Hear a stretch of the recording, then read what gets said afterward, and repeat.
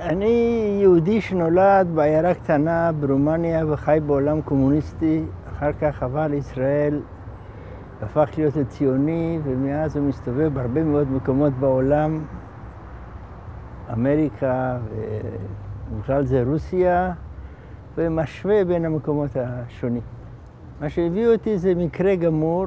אני התכוונתי לכתוב דוקטורט בפילוסופיה, וכדי להרוויח קצת כסף, עבדתי בתור אסיסטנט, וקראתי כתבי יד בקבלה בשביל כסף.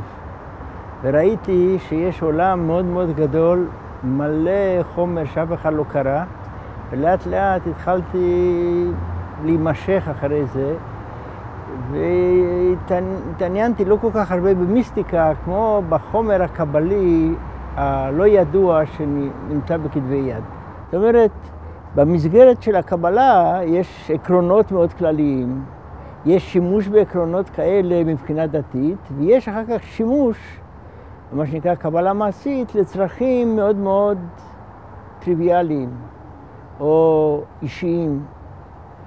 כך שהקבלה, בגלל שהיא עוסקת הרבה בבעיות של העברת הכוח, שימוש בכוח, משמעות הכוח, אפשר להשתמש בעקרונות הקבליים גם לעניינים מאגיים. היחס ביני ובין המקובלים הוא פשוט מצוין. אני מדבר איתם, אני הולך אליהם הביתה, אני הולך לישיבות של מקובלים, הם באים אליי הביתה. מעולם לא הייתה לי שום בעיה שאני יודע עליה. יכול להיות שיש בעיות גדולות, אבל אני לא יודע עליהן. דהיינו, אני מנסה לכבד את האמונות שלהם, ולא לומר להם דברים שאני יודע שקשה להם לשמוע. אני לא כופה את דעתי על אף אחד, והמקובלים מוצאים נכון לדבר איתי כנראה משום שהם מבינים שיש דברים שהם לא יודעים ואני יכול לעזור להם. כך שעד עכשיו לא היה שום חומר נפץ ושום פיצוץ, הכל הלך מאוד מאוד חלק. למעשה, אני לא הכרתי את אומברטו אקו כשהוא כתב את פדרמון של פוקו, אבל הוא קרא את הספרים שלי. ולפני שיצא לאור, נפגשנו פעם ראשונה, כמה חודשים לפני שיצא לאור הספר האיטלקי, ושוחחנו ונתתי לו קצת חומר על אבולעפיה, שמופיע במהדורות האחרות, לא האיטלקיות, לרוב. שנינו מתעניינים באותו דבר. אקו מתעניין בקבלה נוצרית, אבל במיוחד באבולעפיה. וחוץ מזה נוצר כנראה סוג של קשר שהוא של ידידות. אנחנו נפגשים מדי פעם. הוא היה בירושלים כמה פעמים, אני הייתי במילאנו, נפגשנו בפריז, נפגשנו בארצות הברית. פעם הופענו יחד כדי להציג את הספר שלו, אומברטו, פדרמון של פוקו בניו יורק. טוב, אני כמובן, כשאני בא לרוסיה, אני מלמד קבלה. וזו חוויה גדולה, גם ב-98 ללמד בגגו וגם ב-2000 ללמד באוניברסיטה הזאת ולא את הקרמלין, כשאני מדבר על קבלה בעברית.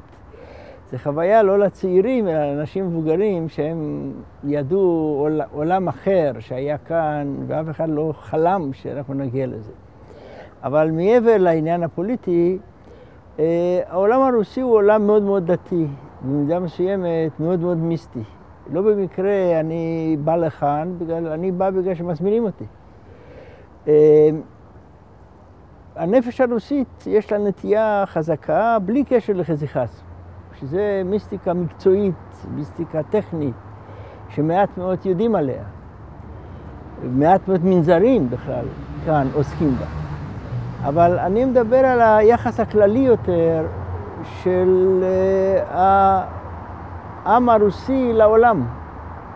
ומי שקורא דוסטויבסקי או מי שקורא טולסטוי יכול לראות שזה לא אותו סיפור כמו בלזק, שגם הוא התעניין במיסטיקה, אבל זה בצורה אחרת לגמרי. פה זה דבר הרבה יותר עמוק וחלק מן האופי של העם. אני מניח שברוסיה יותר ממקומות אחרים, הוגי דעות חשובים התעניינו במיסטיקה יהודית. גם סולובייב, גם ברדייב. הם הושפעו באופן ישיר על ידי המיסטיקה היהודית. אני לא מדבר על אנשים בעלי רקע יהודי כמו שסטוב.